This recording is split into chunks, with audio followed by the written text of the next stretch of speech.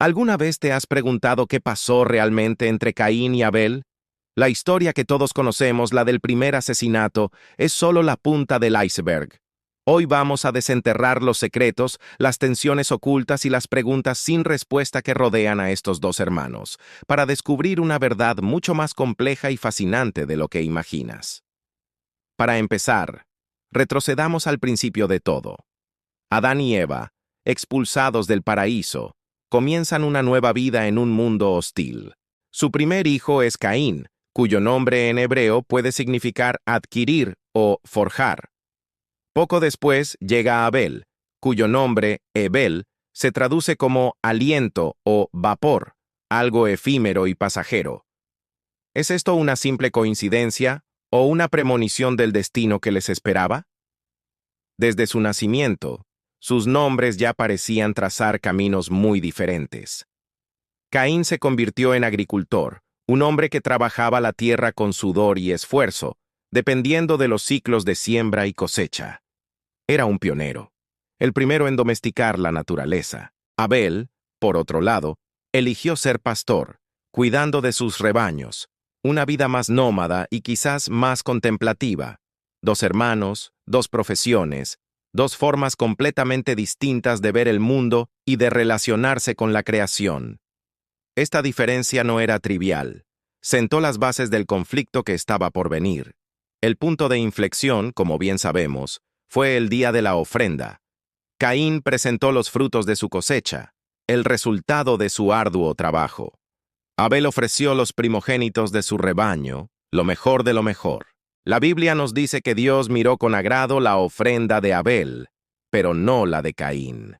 ¿Por qué? Esta es la pregunta del millón, la que ha intrigado a teólogos y eruditos durante siglos. Una teoría sugiere que no se trataba de la ofrenda en sí, sino de la actitud del corazón. Quizás Abel ofreció lo suyo con una fe y una devoción puras, mientras que la ofrenda de Caín estaba manchada por el orgullo o la obligación. El libro de Hebreos en el Nuevo Testamento apoya esta idea, diciendo que, por la fe, Abel ofreció a Dios un sacrificio más excelente que Caín. La clave no era el qué, sino el cómo y el por qué. Otra interpretación, más profunda, se encuentra en textos antiguos no bíblicos, como el libro de los Jubileos. Estos sugieren que la rivalidad no era solo espiritual, sino también amorosa. Algunas leyendas judías cuentan que Adán y Eva tuvieron hijas gemelas junto con sus hijos y que el conflicto surgió por con quién debía casarse cada uno. Según una de estas tradiciones, Caín deseaba a la hermana gemela de Abel, que era más hermosa, y este rechazo divino a su ofrenda fue la gota que colmó el vaso de su envidia. Imagina la escena. Caín, con el rostro desencajado, consumido por la ira y los celos. Dios mismo se acerca a él y le advierte: si haces lo bueno, no serás enaltecido. Y si no haces lo bueno, el pecado está a la puerta, acechando. Es una advertencia poderosa. Dios no lo condena, sino que le ofrece una salida, una oportunidad para dominar sus impulsos oscuros. Le está diciendo: tú tienes el control, Caín. Puedes vencer esto. Pero Caín no escucha. La semilla del resentimiento ya había echado raíces demasiado profundas. Y entonces ocurre lo impensable. Caín invita a Abel al campo. Las palabras exactas de esa conversación se han perdido en el tiempo, pero podemos imaginar la tensión. Quizás Caín intentó razonar, expresar su frustración. Quizás acusó a Abel de ser el favorito. O quizás no hubo palabras. Solo una mirada cargada de una furia que Abel no pudo comprender hasta que fue demasiado tarde. En ese campo, la historia de la humanidad cambió para siempre.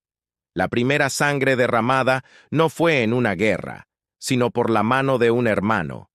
Tras el acto, la famosa pregunta de Dios resuena a través de los siglos: ¿dónde está Abel, tu hermano? Y la respuesta de Caín es una de las frases más escalofriantes de toda la literatura. ¿Acaso soy yo el guardián de mi hermano?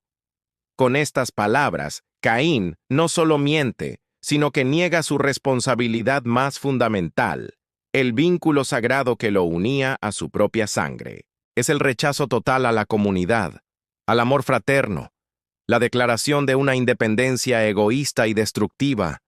Pero la tierra no calla. La voz de la sangre de tu hermano clama a mí desde la tierra, le dice Dios. Es una imagen poética y brutal. El suelo mismo, que Caín había trabajado y del que había ofrecido sus frutos, ahora está manchado y se convierte en su acusador. Como castigo, la tierra ya no le dará su fruto. Caín, el agricultor, es condenado a ser un errante y extranjero en la tierra. Su identidad, su propósito, todo le es arrebatado. Aquí es donde la historia toma otro giro sorprendente. Caín, temiendo por su vida, dice que su castigo es demasiado grande y que cualquiera que lo encuentre lo matará. Y Dios, en un acto de extraña misericordia, le pone una marca. No una marca de vergüenza, como muchos creen, sino una marca de protección. Cualquiera que mate a Caín será castigado 7 veces, declara Dios. ¿Por qué proteger al primer asesino? Quizás porque incluso en la oscuridad más profunda, Dios no abandona completamente su creación. Es un recordatorio de que la justicia divina no siempre es sinónimo de venganza inmediata. A partir de aquí, la historia de Caín se vuelve aún más enigmática. Lejos de vagar sin rumbo para siempre, la Biblia nos dice que Caín fue a la tierra de Nod, que significa errante, y allí construyó una ciudad, la primera ciudad del mundo, a la que llamó Enoc, como su hijo. El asesino errante se convierte en el fundador de la civilización. ¿Qué nos dice esto? Que la sociedad humana, desde sus mismos cimientos, nace de la violencia y el exilio. Las ciudades, con sus murallas, se convierten en un intento de protegerse, de crear un orden artificial lejos de la presencia divina y de la naturaleza que lo había rechazado. La descendencia de Caín es fascinante. Sus descendientes se convierten en pioneros de las artes y la tecnología. Jabal fue el padre de los que habitan en tiendas y crían ganado. Jubal, el padre de todos los que tocan el arpa y la flauta. Y Tubal-Caín, un forjador de toda clase de instrumentos de bronce y de hierro, crean la música, la metalurgia, la ganadería. En resumen, la línea de Caín, nacida del pecado, es la que impulsa el progreso material y cultural de la humanidad. Mientras tanto, Adán y Eva tienen otro hijo, Set, cuyo nombre significa reemplazo o designado. Eva dice, Dios me ha sustituido otro hijo, en lugar de Abel, a quien mató Caín. La línea de Set es presentada como la línea piadosa, la que comenzó a invocar el nombre del Señor.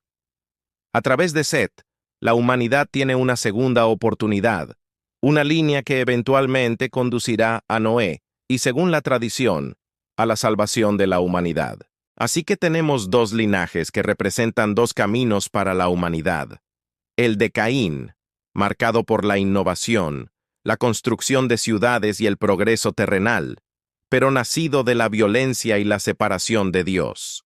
Y el de Set, marcado por la fe, la devoción y la conexión espiritual, pero quizás menos enfocado en el desarrollo material.